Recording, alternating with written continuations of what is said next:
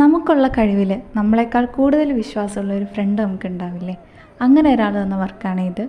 Baby birth ഡീറ്റെയിൽസിൻ്റെ ഒരു hand painter version. അതിൽ അച്ഛൻ്റെയും അമ്മയുടെയും കുഞ്ഞിൻ്റെയും പെയിൻറ്റിങ് വരണം.